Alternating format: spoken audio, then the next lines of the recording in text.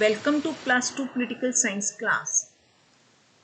Today, I will continue first term topic, Lesson 6, the Legislature. Today, I will discuss Day 3 topic, the Legislature in India, the Union Parliament. It covers your pages 199 till 204. The objectives of the lesson are the legislature, its meaning, functions and role. Students, the objectives of the lesson are divided into 10 days, and you will be getting all the 10 days topics as I will proceed. Okay. Now the objectives of the day 3 are,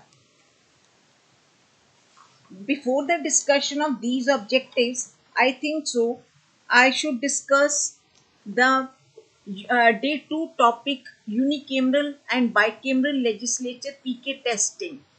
First, you tell me, what is unicameral legislature? Yes, come on, tell me, what is unicameral legislature? Unicameral legislature is the legislature with one house. That is, in states, it is Vidhan Sabha. Now you tell me an example with the state one house. Do you know a state with one house? Yes, it is your own state, that is Punjab. Now you tell me, how many states do we have in India? At present, that is 28 states we have in India. Now my next question is, how many states do we have with bicameral legislature? First you tell me the meaning of bicameral legislature. Come on. Bicameral legislature. Yes. Bicameral legislature means a state with two houses in the legislature. That is Legislative Assembly and Legislative Council, means Vidhan Sabha and Vidhan Parishad. Now give me an example of the state with two houses. Come on, a state with two houses. Yes, that is Maharashtra. Maharashtra is a state with two houses. Now, in the last lecture, I discussed that the public grievances are discussed in the Union Parliament. They are discussed through the representatives who are sitting in the Union Legislature. Now tell me the name the Punjab State Minister who was sitting in the Union Legislature, that is Lok Sabha, who resigned due to farm bills, as she was not satisfied with the farm bills. Yes, come on. That is Harsimrat Kaur Badal. Correct answer. And who protested against the farm bills in the Rajya Sabha? Come on, tell me the name of the person who protested against the farm bills in Rajya Sabha. Yes, it is Derek O'Brien. Derek O'Brien, representative from Trinamool Congress from Bengal, he protested against the farm bills in Rajya Sabha. Yes, now let us start today's topic, that is the legislature in India. Under this, I will discuss the Union Parliament, an introduction, and then I will discuss the features of Union Parliament. Under this, I will discuss 7 points. First is, President is not a member of the Parliament, but still is a part of Parliament. Second is bicameral structure. Third is non-sovereign status. Fourth is powers of both the houses are not equal. Fifth is provision for some nominated members in both the houses of Union Parliament. Sixth is, the Union Parliament is a powerful legislature. And the seventh is, Vice President is ex officio chairman of Rajya Sabha and Speaker the chairman of Lok Sabha. So these are the salient features of Union Parliament. And the lower house of Union Parliament, its composition I will also discuss. Then I will discuss the methods of elections of the members of the Lok Sabha. Under this, I will discuss the following points. The points are universal adult franchise, joint electoral system, reservation of some seats, single member constituencies, territorial constituencies, secret ballot system, and direct election of the members of the Lok Sabha. These all points I will discuss under the methods of elections of the members of the Lok Sabha. Now, I will discuss the qualifications for the membership. Under this, I will discuss tenure of the Lok Sabha, sessions of the Lok Sabha, quorum of the Lok Sabha, presiding officer of the Lok Sabha, salary and pensions of the members of Parliament, and special privileges of the members of Parliament. Students, these are all the objectives of the day. Now, before the discussion of these objectives, I would like to discuss the key terms with you. Okay? Now, the first key term is residuary subjects. Students, I think so you already know that in the Indian Constitution, the powers between union government and state governments are divided through the list, that is union list and state list. And one more list is there, that is concurrent list, which is common for both the government. But what is for the subjects which are not mentioned in any of these three lists? Because our constitution was in force in 1950. But it can happen that any of the subject which comes up later, yes, it can happen. And that subject will go automatically to the union government and it will be called residuary subject. Now I will define. Residuary subjects are recognized as subjects that are not present in any of the list stated in the constitution. Yes, they are not stated in any of the list of the constitution. The government of the union has the powers to render law on residuary subjects. These subjects are e-commerce, computer software, and so on. Yes, I have given you example. Like in 1950, e-commerce was nowhere in India. Computer software was nowhere in India. So how could this be brought in any of the list? So it came later. That's why now today we call it under the residuary subjects. Is it clear? Now the next key term is digital census. Now students, if you want to understand the meaning of this key term, you can understand it by separating it. Digital separate it and census you separate it. Digital means the use of technology and census means the population counting and other population details in which data is collected through pen and paper. You know that when was the first census held in India? Yes, it was during the British time in 1881. Yes, this is for the first time now that the mobile app will be used for the census exercise. India will be moving from the pen and paper census to digital data, which will be a big revolution in the country's census exercise. Last census was held in 2011 with pen and paper, and now in 2021 it will be a digital census. Yes, now 2021 is going on, and this year there will be digital census with the help of mobile apps. Okay, it is a real revolution this year going to be. Okay, next term is session.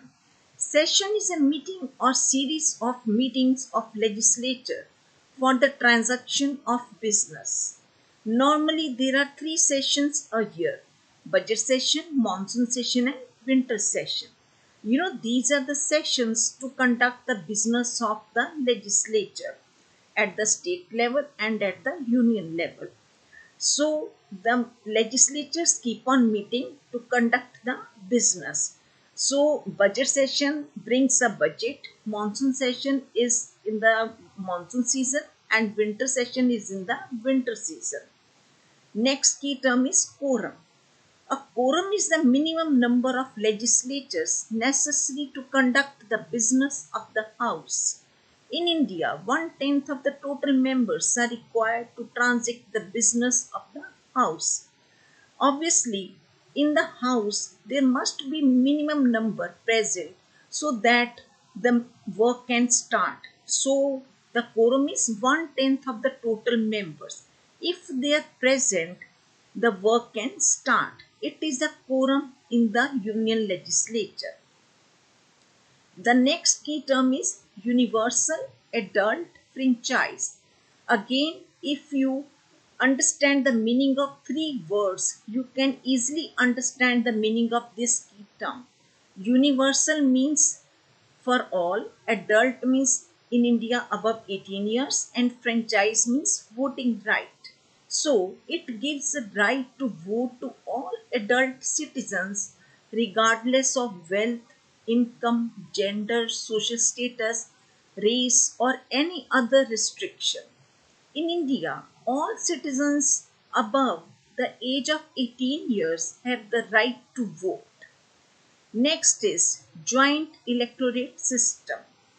A joint electorate is the one where the entire voting population of a country or region vote for the candidates who contest in elections without distinction on the basis of caste or religion. Like an example is, now Modi is our Prime Minister, but it doesn't mean that he is elected only by Hindus because Modi is Hindu. Rather, he is representing his party. You know what is his party? That is BJP.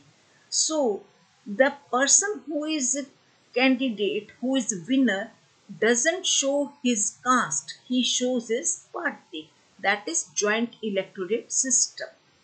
Next is office of profit. An office of profit means a position that brings to the person holding it some financial gain or advantage. Normally, it is a government job which carries some remuneration, financial advantage, benefit, etc. in the form of financial gain for the person and his family. You must be knowing in the government job, a person gets many forms of advantages like medical facilities, education facility for the children, then residential facility. Like these facilities the person get, which are called the remuneration. So this is what other than the salary. So these all facilities are called the office of profit. Next is bankrupt.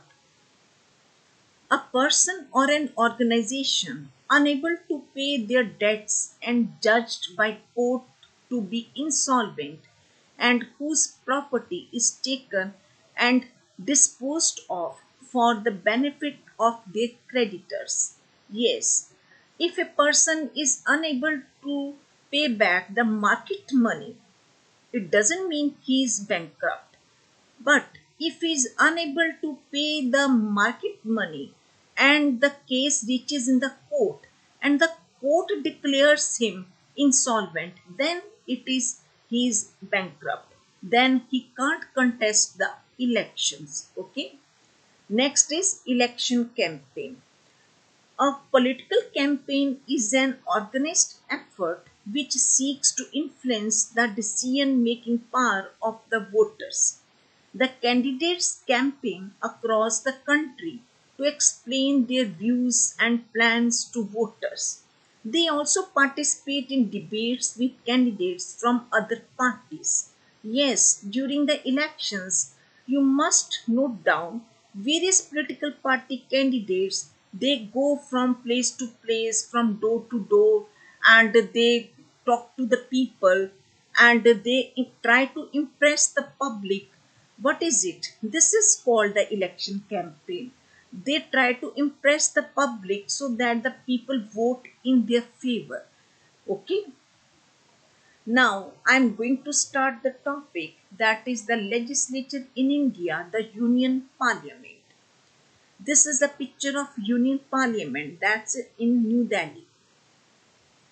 Now I will start the introduction of the topic.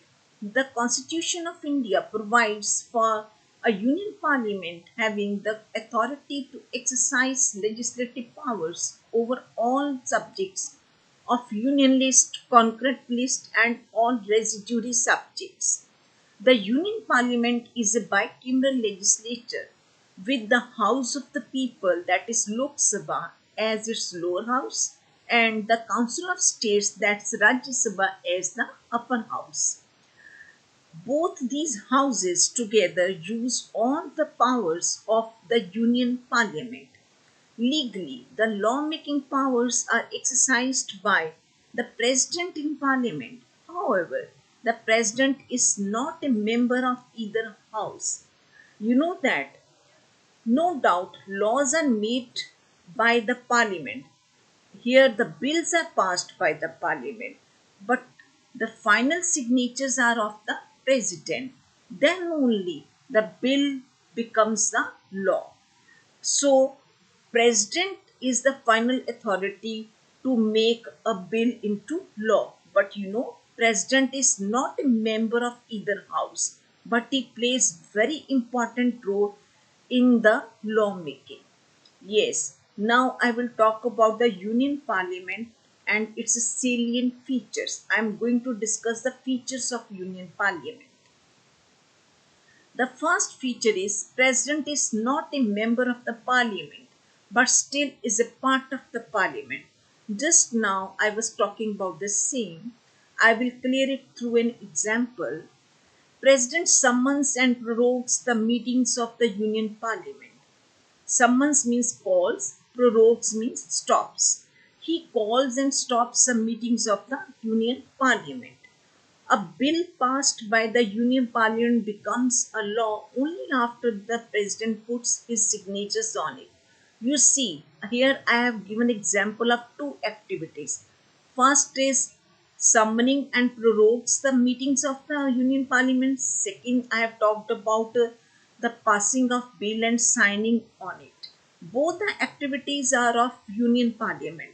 But who is making it final by his order? That's made by the President.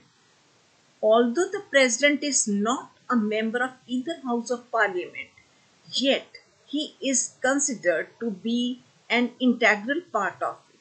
Yes, he is integral part because he is playing very important role. Without his order, the things are not getting final. Next feature is bicameral structure. Bicameral, I think so you can understand from the word bicameral means two houses. Bicameral structure. I will clear you through an example. First is money bill can be introduced only in Lok Sabha and Rajya Sabha cannot reject the money bill. It can keep it only for 14 days. Even no change can be made in money bill by the Rajya Sabha. So you see here, in which house the money bill can be introduced? Tell me. Here I have discussed money bill can be introduced only in the Lok Sabha and Rajya Sabha can keep it only for 14 days. Can Rajya Sabha make any change in the money bill? No, Rajya Sabha cannot make any change in the money bill. So here, who is more powerful in case of money bill? It is Lok Sabha which is more powerful.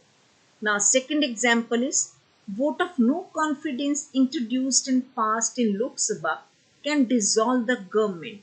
It does not have any value if introduced in Rajya Sabha. Now, second example also tells us something about the value of Lok Sabha. That is, if vote of no confidence passed in Lok Sabha can dissolve the government. Obviously, there will be fresh elections if government is dissolved. But if Vote of no confidence introduced in Rajya Sabha and passed in Rajya Sabha. Does it have any value? No, never. It doesn't have any value. It doesn't dissolve the government. The real democratic house is Lok Sabha. So, if it is passed in Lok Sabha, then only the government can be dissolved. The Lok Sabha is more powerful than the Rajya Sabha as it has directly elected members and is the democratic house in the real sense. You know why it is more powerful? Because it is a real democratic house. Since it has near exclusive control over the finances of the state as well as over the Union Council of Ministers. The Lok Sabha is directly elected popular and more powerful lower house, and the Rajya Sabha is an indirectly elected less powerful upper house. Like the legislature of most of the democratic countries of the world, Indian Parliament is also bicameral legislature. It has two houses. One house is called Rajya Sabha and the other is called the Lok Sabha. Lok Sabha is directly elected by the people of India and the Rajya Sabha is elected indirectly by the members of the state legislative assemblies and represents the interest of the states of Indian Union. Yes, you see the difference. Lok Sabha is directly elected by the people of India. Here, the representatives of the people of India are sitting. So it is real democratic house. And Rajya Sabha is having indirectly elected members, which are representing the interest of the members of the states of the Indian Union. Okay, so it is federal in structure. Okay, so Indian Union legislature is bicameral in structure. The next feature is non-sovereign status. Now again I will clear you through an example. The first example is if the laws made by Union Parliament are not in accordance with the provisions of the Constitution, these can be declared unconstitutional and rejected by the Supreme Court of India.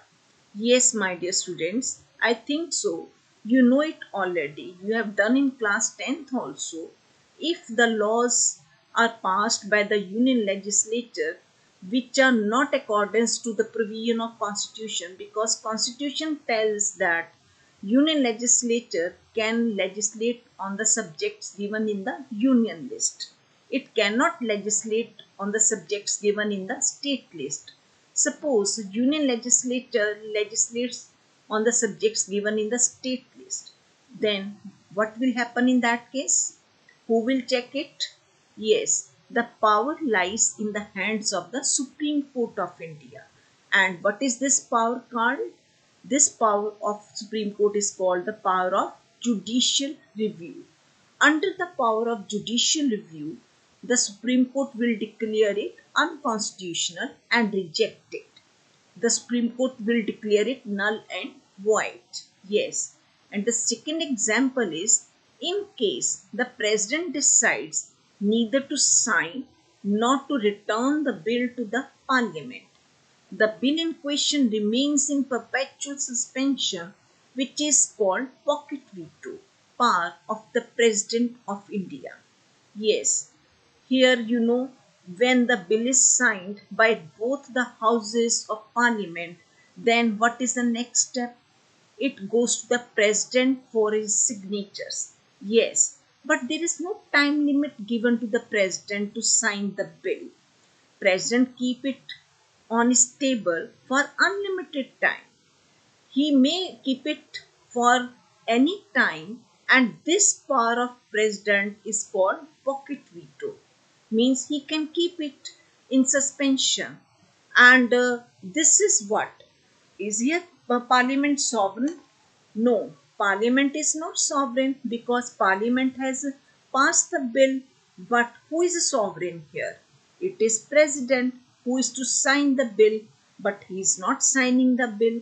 So you see, both of the examples are proving that Supreme Court as in the first example I have discussed that Supreme Court can reject if Parliament passes any law against the Constitution. In the second example I have discussed the President can use his power of pocket veto. So it proves that Parliament is not a sovereign status. Okay, Indian Parliament is not a sovereign because it can legislate only on those subjects which have been given to it by the Constitution. Yes, if the laws made by the Union Parliament are not in accordance with the provisions of the Constitution, these can be declared unconstitutional and rejected by the Supreme Court of India. Moreover, a bill becomes an act only when signed by the President. Union Parliament is not sovereign law-making body. So are you clear with these two examples that Union Parliament is not a sovereign law-making body? Next example is giving the same thing, that IT sector was nowhere in any list of the Indian Constitution in 1950 when the Indian Constitution was enforced. But later, as there were developments, there was need for this department. The Union Parliament exercises law-making powers over the Union subjects and the concurrent subjects, which have been defined by the Constitution of India. It also exercises law-making power over all subjects which have not been included in the Union list, state list, and the concurrent list. These are called residuary subjects, and only the Union Parliament can make laws on this. According to the Constitution, the residuary powers automatically go to the Union government, so it is now with the Union Parliament. Okay. The next feature is powers of both the houses are not equal. You know which both houses? That is Lok Sabha and Rajya Sabha. Now I will discuss this thing that both the houses' powers are not equal. Yes, the examples are, first example is the Council of Ministers is responsible to the Lok Sabha and not to the Rajya Sabha. Yes, I have discussed here in this lecture in the beginning that vote of no confidence passed in the Lok Sabha can dissolve the government, and if passed in Rajya Sabha cannot dissolve the government. What is it? That Council of Ministers is responsible to the Lok Sabha and not to the Rajya Sabha. So it proves that both houses are not equal in this matter. The second difference is money bill can be introduced only in the Lok Sabha and not in the Rajya Sabha. And the Rajya Sabha can only delay the passing of such a bill by 14 days. So here also money bill is a special bill, is the only bill which can be introduced only in the Lok Sabha.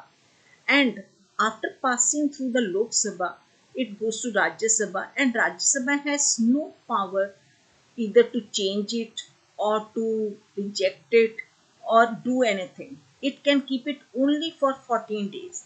It may pass it or may not pass it. If it does not pass, even then after 14 days, it is considered as passed. So here Rajya Sabha doesn't have power over the money bill. And the third example is, even in the case of an ordinary bill, the Lok Sabha has an upper hand. How the Lok Sabha has upper hand? In case of deadlock over the bill, there is a joint session of both the houses and the will of Lok Sabha prevails as it has more members in the number. Yes, you know what is deadlock? Deadlock means suppose a bill is passed in the Lok Sabha and it goes to the Rajya Sabha, and Rajya Sabha makes some changes and sends it back to the Lok Sabha. But Lok Sabha rejects those changes. Now what happened? Rajya Sabha has rejected Lok Sabha's bill and Lok Sabha has rejected Rajya Sabha's suggestions. So what is the situation called? This situation is called the deadlock. In this deadlock situation, the President will call the joint session But this joint session will be presided over by the Speaker of Lok Sabha. And in this joint session, the number of members of Lok Sabha is more, because Lok Sabha has 545 members. And how many members are there in Rajya Sabha? Tell me. The number of members of Rajya Sabha is 250. So obviously the will of the Lok Sabha will prevail. So again Lok Sabha is more powerful here. They both are not equal. Lok Sabha and Rajya Sabha are not equal. Through all the three examples, I have made you clear that Lok Sabha and Rajya Sabha are not equal. The powers of both the houses of Union Parliament are not equal. The Lok Sabha, because of it having a national representative popular house, has been given more powers than the Rajya Sabha. I hope you are clear about this topic. The next feature is provision of some nominating members in both the houses of Union Parliament. The President of India nominates 12 members of Rajya Sabha from amongst the people who have excelled in the field of art, science, literature, or social services. Like, for example, actress Rupa Ganguly, famous as Draupadi in Mahabharat TV serial. It was very famous TV serial Mahabharat. um, you must watch it on YouTube channel. It is very interesting TV serial. She was nominated to the Rajya Sabha in 2016 for her notable performance in the field of art. As she is actress, so she had a notable performance in the field of art. Now, second is KTS Tulsi, a senior advocate in the Supreme Court of India, had been nominated to the Rajya Sabha. He has represented many notable people in various landmark cases. So these both are notable. These are notable people who have been nominated in the Rajya Sabha. So total 12 members can be nominated by the president to the Rajya Sabha. And two Anglo-Indians are nominated to the Lok Sabha. Now let's see what is the condition there now in the Lok Sabha. Till 2014 Lok Sabha elections, two Anglo-Indians were nominated to the Lok Sabha. But now in January 2020, the Anglo-Indian reserved seats in the Parliament and state legislatures of India were abolished by 104th Constitutional Amendment Act 2019. Yes, now it is abolished. Now the Anglo-Indians are no more to be nominated. Now they don't have any nomination to the Lok Sabha, but they can get membership through elections. Yes, if any Anglo-Indian want to be member of Lok Sabha, that person can contest the election and get the membership through the elections. But no more nomination for Lok Sabha is there. The next feature is the Union Parliament is a powerful legislature. The Union Parliament enjoys not only legislative powers but also some electoral powers. For example, under its legislative powers, the Union Parliament legislates over the subjects of the Union list, the concurrent list, and the residuary subjects. I have discussed all this in detail. Now let's come to the next point. The Union Parliament performs some electoral functions also. Students, I hope you can easily understand from the word electoral function. Electoral functions means related to the elections. Yes, example is all elected members of the Parliament along with the elected members of all the state legislative assemblies constitute the electoral college, body which is constituted by the elected members of Parliament and an elected member of state legislative assemblies is called electoral college, and they elect the president of India, and the members of the two houses, that is Lok Sabha and Rajya Sabha, they elect the vice president of India. Naturally, when they are electing president and vice president, so it comes under the category of the electoral functions. Okay. Now, the next feature is Vice President is ex officio chairman of Rajya Sabha and Speaker the chairman of Lok Sabha. You know the meaning of ex officio chairman of Rajya Sabha? Ex officio means automatically. Whosoever is Vice President, he automatically becomes the chairman of Rajya Sabha. The meetings of the Indian Rajya Sabha are also presided over by the Vice President. Yes, the Vice President of India is not a member of the Rajya Sabha but acts as its chairman and conducts its proceedings. The Vice President is not a member of Rajya Sabha but he is ex officio chairman of the Rajya Sabha and conducts its proceedings. The Indian Lok Sabha is presided over by the Speaker and in his absence by the Deputy Speaker. The Speaker and the Deputy Speaker are elected by the members of Lok Sabha from amongst themselves. The Speaker of Lok Sabha behaves as a political neutral in the House. However, he maintains his membership of his political party. You know, from the political party, which is a ruling party, one person is elected as a speaker, and once he becomes a speaker he acts as a neutral person in the house, but he doesn't give up the membership of his political party. Okay, thus the union parliament is a non-sovereign but powerful and active lawmaking body of the union. It exercises exclusive lawmaking powers over the subjects of the union list and the residuary subjects, and the limited powers in certain special circumstances over the subjects of the state list. Now I am going to discuss the Lok Sabha, the lower house of the Union Parliament. The Lok Sabha is the lower house of the Union Parliament.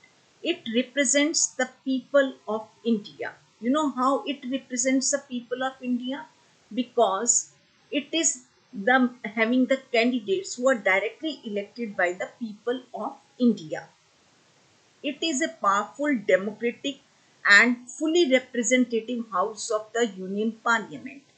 The members of the Lok Sabha are elected by all the adult citizens of India living in all the states and union territories of India.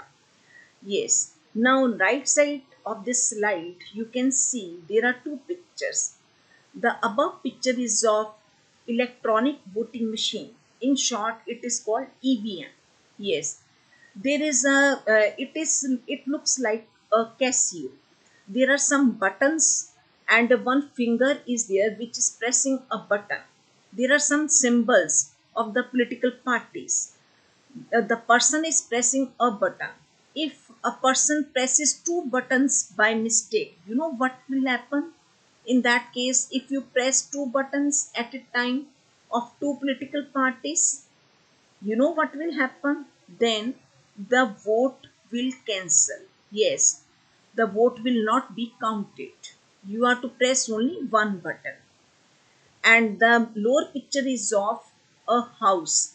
At a bicameral house, we have two houses, Lok Sabha and Rajya Sabha. You know which house it is? Tell me. You can recognize it through the carpet color. You know, Lok Sabha has green carpets. It is Lok Sabha. And the Rajya Sabha has red carpets. You must remember this thing. Now I will talk about the composition of Lok Sabha.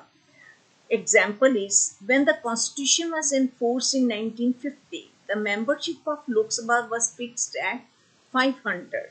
You know, as the population is increasing, the number will increase, but this number can't increase automatically as this number is written in the constitution. If number increases, the change is to be made in the constitution, and this change is called the amendment. By the 31st Amendment Act, the total membership of the Lok Sabha was fixed at 545. Out of these, 525 were to be elected from the states and 20 from the union territories. Out of the total members of the Lok Sabha, that is 545, 543 are elected and two nominated members were from the Anglo-Indian community. But by the 104th Amendment 2019 enforced in January 2020, now the two Anglo-Indians are not nominated. Now they can come to Lok Sabha through elections but not through nomination. I hope you are clear about this topic. It's already been discussed in previous topic. The next is method of election of the members of the Lok Sabha. The members of the Lok Sabha are elected on the basis of these things. There are 7 points here: universal adult franchise, joint electorate system, reservation of some seats, single member constituencies, territorial constituencies, secret ballot system, direct election of the members of the Lok Sabha. Now I will discuss them point wise. First is universal adult franchise. The example is universal means for all, adult means above 18 years, and franchise means voting right. So it means right to vote to all who are adults. A citizen who has attained the age of 18 or more years has the right to vote in the elections to the Lok Sabha. Second is joint electorate system. Example is on the day of voting, we in Amritsar go to cast our vote. We will not cast our votes on the basis of religion. Do we cast our vote on the basis of religion? Tell me, students. No, we don't cast on the basis of religion. We cast the vote on the basis of political party. The candidate may be a Hindu or Sikh, but we will cast our vote according to the political party of our choice. This is called joint electorate system. The voters vote on the basis of joint electorate system, which means that all the voters of the constituency vote the candidates on the basis of party and not on the basis of their communities or religion. The country is divided into territorial constituencies and each constituency elects one representative who gets highest votes. Next is reservation of some seats. Seats are also reserved in the Lok Sabha. You know how it is done. The example is out of the total elected members of Lok Sabha, that is 543. 543 are elected members. Out of them, 131 members come from reserved constituencies, out of which 87 seats are for the people belonging to scheduled caste and 44 for the scheduled tribes. From each of such constituency, only candidates belonging to scheduled caste or scheduled tribes, as the case may be, can contest elections. Yes, students, I would like to tell you here that suppose any constituency is a reserved constituency. Suppose Amritsar is a constituency which is reserved for a scheduled caste. Okay, then all the candidates may be candidate of Congress, may be candidate of BJP, may be candidate of Akali Dal, whatsoever parties are contesting election here. Every party's candidate will be of scheduled caste. Now the competition will be amongst all these candidates of scheduled caste, and the winner will be the candidate who gets the highest votes. So that candidate of scheduled caste will sit in the Lok Sabha. So this is how the reservation is done. In other words, only a person belonging to scheduled caste or scheduled tribe can represent such constituency. However, all the voters living in such a constituency exercise their franchise and elect their representatives. Now, the next is single member constituencies. For example, for 17th Lok Sabha elections in 2019, there were total 543 elected seats in the Lok Sabha and complete India was also divided equally into 543 constituencies on the basis of population for the election purposes. This means one candidate will win from one constituency. Yes, it's that from one constituency, one candidate is winner. That's called single member constituency. The whole country is divided into as many electoral constituencies as is the number of the members of the Lok Sabha to be elected. From each constituency, one representative is elected, which means single member constituency. From Punjab, how many members are sitting in Lok Sabha? Tell me.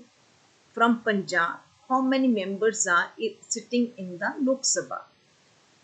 There are total 13 members sitting in Lok Sabha. And in Rajya Sabha, how many are sitting? There are total 7 members sitting in Rajya Sabha. This all is done on the basis of population of Punjab.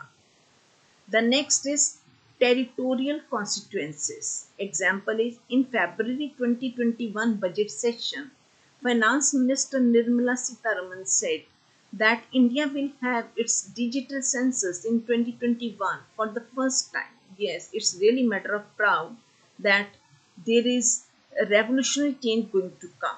Now, the 2021 census will be the basis for the delimitation of the constituencies of Lok Sabha and the state legislative assemblies, including those reserved for scheduled caste and scheduled tribes. Yes, for everyone, again the constituencies will be fixed, and it will be based on the digital census done in 2021.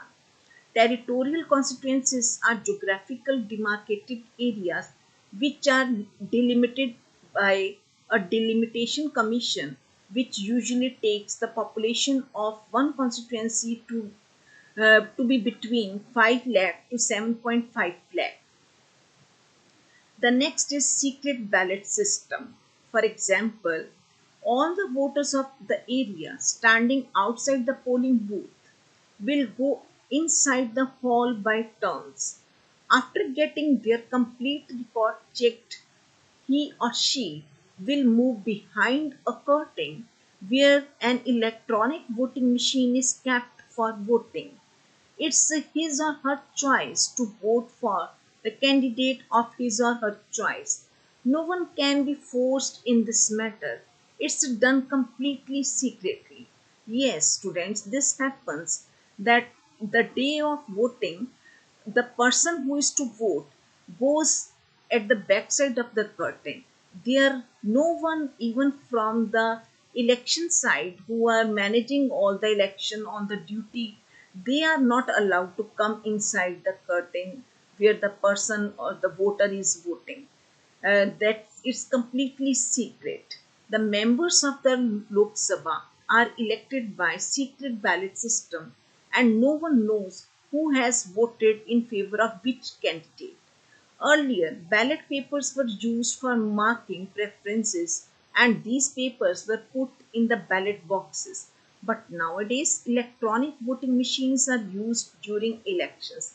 Yes, ballot boxes were used earlier, and papers were given to mark the preference. Then papers were folded and put in ballot boxes. But now, with the change of time, technology has come. Now, electronic voting machines are used. You see, the changes have come in the election system also. The next point is direct election of the members of the Lok Sabha. Yes, it is for the Lok Sabha. That's why it is called the democratic house. The example is before elections, all the candidates of the concerned constituency are involved in the election campaign. During this time, they have rallies, deliver speeches, make public promises, and paste their party posters on different public places so that the people get attracted towards their party and vote for them. This is a feature of the direct election system where all adult citizens are involved as voters, and all the members of the Lok Sabha are directly elected by the adult citizens. Any voter can cast his vote to elect any candidate of his choice from his constituency. A candidate securing the largest number of votes amongst all the contestants from a constituency gets elected as a representative of the people of his constituency. Now, I will talk about the qualifications for the membership. To be a member of the Lok Sabha, he must be a citizen of India, not be less than 25 years of age, not hold any office of profit under the union or state government, not have an unsound mind as declared by any court of law, not be declared as bankrupt by any court of law, not be declared an offender of grave crime by any court of law, should possess all such qualifications as may be prescribed by the law of the parliament from time to time. So these are the qualifications required for the membership of the legislature. Now I will talk about the tenure of the Lok Sabha. The previous Lok Sabha came into existence in 2014 and continued till 2019 because the normal term of Lok Sabha is 5 years. Earlier, many times it has dissolved before its complete tenure, and the example is in 1977, 1979, 1991, 1997, 1998, 1999, and 2004. These are 7 times when Lok Sabha has been dissolved earlier, means before 5 years. The normal term of Lok Sabha is 5 years. This term can be extended for 1 year during an emergency, but fresh elections to the Lok Sabha must be held within 6 months of the end of the emergency. Yes, when the emergency is over, within 6 months the elections must be conducted. Okay, elections held due to dissolution of the house before 5 years tenure are called mid-term elections, and such elections have happened 7 times in India. Students, I have already given you the years in this slide. Only the years are given: 1977 till 2004. These are the 7 times, and the elections which are held before 5 years due to dissolution of the house, these elections are called mid-term elections. The examples of mid-term elections are the governments were of 1977. The Prime Minister was Morarji Desai. The picture is given on the left side. First picture is of Morarji Desai. In 1979, Chaudhry Charan Singh, right side with Garland. Then 1991, Narasimha Rao, left side, second picture. And 1997, Atal Bihari Vajpayee, second picture, right side. 1998, H.T. Devegowda, third picture, left side. And 1999, I.K. Gujral, third picture, right side. And 2004, Atal Bihari Vajpayee, again right side, second picture. So these are the prime ministers whose government have been dissolved before the 5 years tenure, and there were mid-term elections. Now I will talk about the sessions. The example is, according to the constitution, there are total 3 sessions of the parliament in a year, that is budget session, monsoon session and winter session. And due to COVID-19, there were only 2 sessions in 2020, that is budget session and monsoon session, but winter session was not held. This is given in the constitution. If due to any emergency or any unwanted condition, if any session could not be held, then the gap between the 2 sessions cannot be more than 6 months. It means in 1 year, a minimum of 2 sessions of the Lok Sabha are essential, and they were done in 2020. That is, budget session and monsoon session were held, but winter session could not be held. Next is quorum. Example is, suppose today it's raining since morning and the strength in the classes is very less. Example, like if class is of 40 students, but today there are only 20 students. Now let's think about studies. Is it possible for a teacher to start a new topic with this strength? I think we all can understand it's not possible to start a new topic due to less strength, as the next day the same topic will be started again.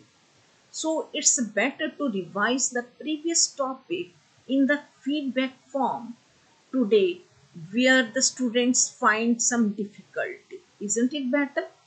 So, for a meeting of the Lok Sabha, the presence of at least one-tenth of its total members is essential. That's a quorum. If one-tenth of the members are not present in meeting of the Lok Sabha, the Speaker of the House can adjourn the meeting for a lack of quorum. So, this is the power of the Speaker of the Lok Sabha to adjourn the House due to lack of the quorum. Now, who is the presiding officer of the Lok Sabha? At present, Mr. Om Birla is the Speaker of Lok Sabha of the 17th Lok Sabha in 2021. These days the Lok Sabha number is 17th Lok Sabha.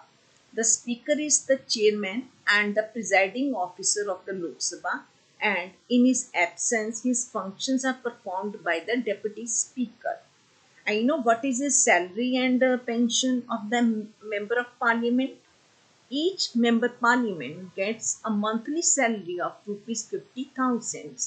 In addition, he gets a constituency allowance of rupees 40,000 per month and rupees 2,000 as an allowance per day during the session of the parliament.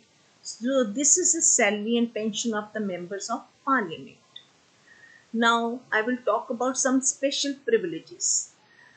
With an example, members can't be detained for any civil offence during and 40 days before and after the session. I am talking here civil offence. 40 days before and 40 days after the session. But their arrest in criminal cases can be made only after the speaker has been informed of it. In criminal cases, they can be arrested. But here, I am telling you that speaker must be informed about it. The members of the Lok Sabha enjoy several privileges. They enjoy unrestricted freedom to express their views in the House. When they express their views, especially in the 0 hour. Because in question hour, they ask the questions which are already with the permission of the speaker. But in 0 hour, the questions can be asked without the permission of the speaker. So this time they express their views in the House. No action can be taken against them for anything said by them in the House. You know why no action can be taken? Because this is a time when they are representing the public opinion. The public has sent them in the House to speak on their behalf. So students, with this I have finished the discussion of my today's topic. Now I will discuss the topic related questions. The first question is, discuss the organization and powers of the Union Parliament of India. The second is, explain the structure and role of Union Parliament of India. Third is, discuss the organization, powers and functions of the Indian Lok Sabha. Fourth, write a note on the Speaker of the Indian Lok Sabha. Fifth, make a list of Prime Ministers and the years they were in office but could not complete their 5 years tenure in Lok Sabha. 6. Name the Indian Prime Minister who didn't face the Parliament. And 7th, what are the various methods used in direct election system by the party candidates? Now, the next are the terms. Now you will define these terms with examples. The terms are session, quorum, secret ballot system, universal adult franchise, joint electorate system, office of profit, bankrupt, constituency, election campaign, residuary subjects. So these are the terms. Okay. Now I will discuss the mind map of the today's topic. means whatever I have discussed with you, I will revise it in the point form. Today I have discussed the legislature in India. Under this I have discussed the Union Parliament, its introduction. Then I have discussed the features of Indian Parliament. Under this I have discussed 7 points. That is, first is President is not a member of the Parliament but still is a part of Parliament. Second is bicameral structure. Third is non-sovereign status. Fourth is powers of both the houses are not equal. Fifth is provision for some nominating members in both the houses of Union Parliament. Sixth is the Union Parliament is a powerful legislature. And seventh is Vice President is ex officio chairman of Rajya Sabha and Speaker the chairman of Lok Sabha. The next is the lower house of the Union Parliament, that is Lok Sabha. Its composition I have discussed. Then I have discussed the methods of elections of the members of Lok Sabha. Under this I have discussed universal adult franchise, joint electorate system, reservation of some seats, single member constituencies, territorial constituencies, secret ballot system, and direct election of the members of the Lok Sabha. Then the lower house of the Union Parliament. Under this I have discussed the qualifications of the membership, tenure of the Lok Sabha, sessions of the Lok Sabha, quorum of the Lok Sabha, presiding officer of the Lok Sabha, salary and pensions of the members of Parliament, and special privileges of the members of Parliament. Students, this covers the pages from 199 to 204. Now you will read these pages and watch the video again and clear the topic and do the these questions and clear your topic. Next time I will continue the topic. Okay.